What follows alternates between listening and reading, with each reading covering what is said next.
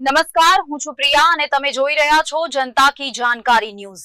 નજર કરીએ આજના સમાચાર ઉપર। રાધનપુરમાં વર્ષોથી ઉપયોગમાં રહેલો કાયમી રસ્તો ફરી શરૂ કરવાની ઉગ્ર માંગ।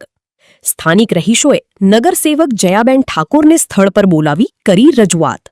રેલવે વિભાગની રોકટોકથી સ્થાનિકોમાં ભારે રોષનો માહોલ। પ્રોટેક્શન વોલ બનશે તો અવરજવર સંપૂર્ણ બંધ થવાની ભીતિ વ્યક્ત। વિદ્યાર્થીઓ, મહિલાઓ અને વૃદ્ધોને રોજિંદી અવરજવરમાં પડી રહી છે મુશ્કેલી। જૂનો જાહેર રસ્તો તાત્કાલિક ખુલ્લો કરવા રહીશોની માંગ।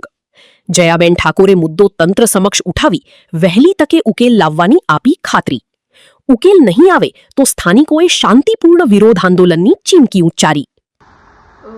મારા વોર્ડ નંબર 1 ની અંદર અત્યારે હાલની અંદર પ્રશ્ન ચાલી રહ્યો છે કે જેની અંદર ત્યાંના જે સ્થાનિક રહીશો છે, રેલવે દ્વારા ત્યાં આગળ પ્રોટેક્શન દિવાલ બનાવવાનું કામકાજ અર્થે મંજૂરી લેવાઈ ગઈ છે અને એ લોકોને વર્ષો જૂનો રસ્તો જે હતો એ બંધ કરી દેવામાં આવે છે।